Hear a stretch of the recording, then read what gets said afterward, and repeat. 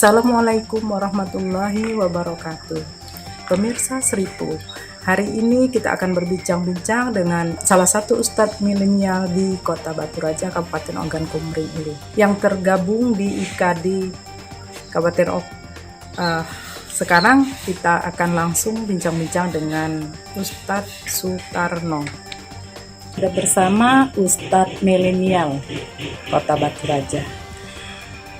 Kita pengen tahu seperti apa suka dukanya menjadi ustadz milenial di masa pandemi COVID. Tentunya ada hal yang sangat menarik.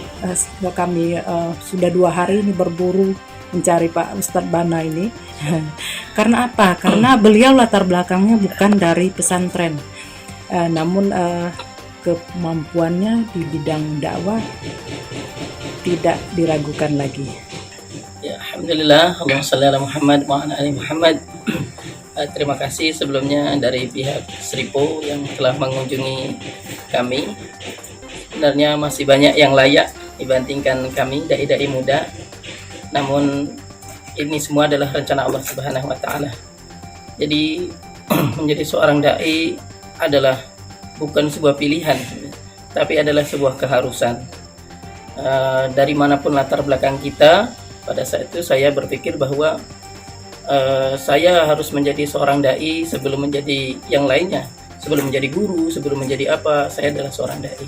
Yang memotivasi saya adalah surat Al-Asr, bahwasanya ketika kita ingin selamat, maka salah satu syarat diantaranya adalah watawassaw bil haq, tawassaw bis sabr. Kita menyampaikan kebaikan kepada orang lain dengan kemampuan kita masing-masing. Hatta itu bukan dari pesantren. Kalau latar belakang saya memang bukan dari pesantren. Kan kalau pesantren hanya pesantren kilat lah ya yang pernah saya ikutin. Namun insya Allah semangat kami untuk berdakwah tetap ada. Kalaupun saya hanya mampu mengumpulkan orang untuk didakwahi, maka kami datangkan ustadz-ustadz yang mungkin berkompeten di bidangnya. Tugas saya hanya menyampaikan, mengumpulkan massa dan sebagainya. Namun ketika dalam kampus dan sebagainya, ya kita turut tangan, kita membina di kampus yang mungkin tidak bisa dijangkau oleh dai-dai lain, yang mungkin oleh jamaah tabligh dan sebagainya tidak bisa menjangkau kampus. Ya kita masuki di kampus-kampus, kemudian di SMA kita bina. Ya siapa yang mau gitu. Kemudian alhamdulillah ini berkat pertolongan Allah Subhanahu wa taala. Kalau bukan karena pertolongan Allah Subhanahu wa taala, mungkin ya kami bukan siapa-siapa gitu. Allah kemudian kenalkan kami dengan dakwah. Allah kenalkan dengan kawan-kawan yang mempunyai kecenderungan yang sama. Alhasil Allah Subhanahu wa taala memahamkan kita terhadap agama ini. Ya meski belum terlalu paham betul. Ketika ada hal-hal yang mungkin tidak bisa kami jawab, maka tugas kami adalah menghadirkan orang-orang yang memang punya kompetensi di bidangnya. Gitu. Jika ada pertanyaan asal tempat belajarnya, kami lulusan Universitas Batu Raja. Dulu kami berkuliah di Universitas Batu Raja. Dari latar belakang keluarga yang mungkin bisa dikatakan tidak mampu lah ya. Kemudian kami bertekad untuk kuliah. Kemudian alhamdulillah kami didaftarkan oleh orang tua untuk diberikan kesempatan untuk kuliah. Menurut saya ketika menjadi seorang yang berkuliah itu, orang-orang nanti akan memandang kita harus bisa segalanya gitu ya. Maka kami harus belajar lebih daripada kawan-kawan yang lain, termasuklah belajar dalam bidang agama gitu. Iya, untuk tantangan tersendiri untuk dakwah di era milenial ini, terlebih lagi di masa pandemi ini, jadi tantangannya justru semakin banyak ya.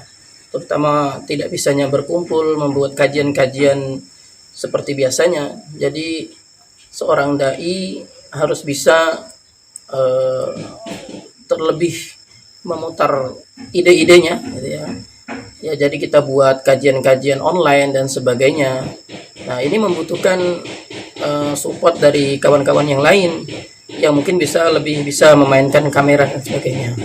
Nah, tugas kita adalah ya mendatangi dai-dai lain, ya, kemudian kita bawa kamera dan sebagainya, kemudian kita tayangkan secara live, kemudian kita ke YouTube dan sebagainya. Karena suka tidak suka, ternyata manusia di bumi ini sudah berpindah ya ke dunia maya. Mereka lebih sibuk di genggaman mereka. Ya, kita memasuki bahasa-bahasa mereka, kebiasaan-kebiasaan mereka, bahkan penampilan, kemudian gaya bahasanya pun kita pilih dengan yang sesuai dengan milenial, walaupun usia kita sudah setengah kolonial gitu ya. Jadi kita menyesuaikan lah dengan mereka. Ketika kita bergabung ke kampus, ya kita memahami bahasa-bahasa anak kampus. Ketika kita di sekolah, ya kita berusaha tahu. Bahkan ketika kita mungkin di dakwah yang anak-anak dan sebagainya, kita berusaha untuk melatih diri kita untuk pandai mendongeng dan sebagainya. Itu.